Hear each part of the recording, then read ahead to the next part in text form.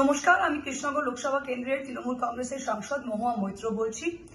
গতকাল মঙ্গলবার রাত্রির 11টা নাগাদ হঠাৎ আমাকে বহু লোক ফোন করতে আরম্ভ করে যে তারা যখন নির্বাচন কমিশনের ওয়েবসাইটে গিয়ে নিজের এপিক নাম্বার দিয়ে চেক করছে, তখন দেখা যাচ্ছে সবাই বিচারাধীন, সবাই আন্ডার অ্যাডজুডিকেশন। অথচ 28শে ফেব্রুয়ারি যে ফাইনাল লিস্ট প্রকাশ হয়েছিল, এই ভোটাররা ক্লিয়ার ছিল, ওকে ছিল। আমি তখন নিজেই ইসিআই ওয়েবসাইটে গিয়ে আমার নিজের এপিক নাম্বার নিয়ে যখন দেখলাম আমিও বিচারাধীন। তখন এদিক ওদিক ফোন করে জানা গেল যে পশ্চিমবাংলার যে 6.5 কোটি ভোটার তালিকা প্রকাশে এসেছিল, সবগুলোই আন্ডার অ্যাডজুডিকেশন গত রাতে দেখা যাচ্ছে। আতঙ্কে ভয়ে মানুষ এদিক ওদিক ফোন করছে, কি করবে জানে না, কোনো প্রশ্নের উত্তরই আমরা পাচ্ছি না। হঠাৎ রাত্রি 2টোর সময় আবার সেই ওয়েবসাইটে আবার এই বিচারাধীন স্ট্যাম্পটা তুলে দেওয়া হয় এবং ভোটারগুলোকে ওকে করা হয়।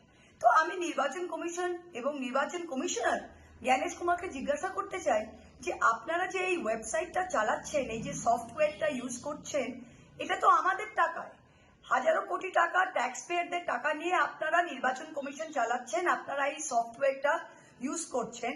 6 মাস ধরে আপনারা একটা সফটওয়্যার ঠিক করতে পারেন না?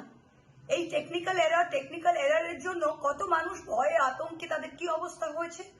200-র বেশি মানুষ এসআইআর সংক্রান্তে মারা গিয়েছে। আর আপনি কি করছেন? আপনি বিহারের বিজেপির জামাই জয়ন্ত কান্ত, বিজেপি নেত্রীর হাজবেন্ড, তাকে বিহার লাগোয়া জেলা মালদায় পুলিশ অবজারভার করে নিয়ে এসছেন। লজ্জা করে না? আপনি বাঁকুড়ায়, আপনি কি অন্ধ? বাঁকুড়ার বিজেপি এমএলএ, বাঁকুড়ার বিজেপি নেতা সিআরপিএফ এর জওয়ানকে দিয়ে মুটের মতো, কুলির মতো বিজেপির পদ্মফুলের ফ্ল্যাগ, বিজেপির পদ্মফুলের ফ্লেক্স তুলে ঘুরে বেড়াচ্ছে। ছবি দেখিয়েছি আমরা। আপনি কি অন্ধ? আপনার চোখে পড়ে না? আপনি আমাদের টেক ডাউন নোটিশ পাঠাচ্ছেন। আপনারা কি আরম্ভ করেছেন? যাই করুন জ্ঞানেশ কুমার, যাই করুক বিজেপি আর যাই করুক নির্বাচন কমিশন, ফিরবে কিন্তু তৃণমূল কংগ্রেসই।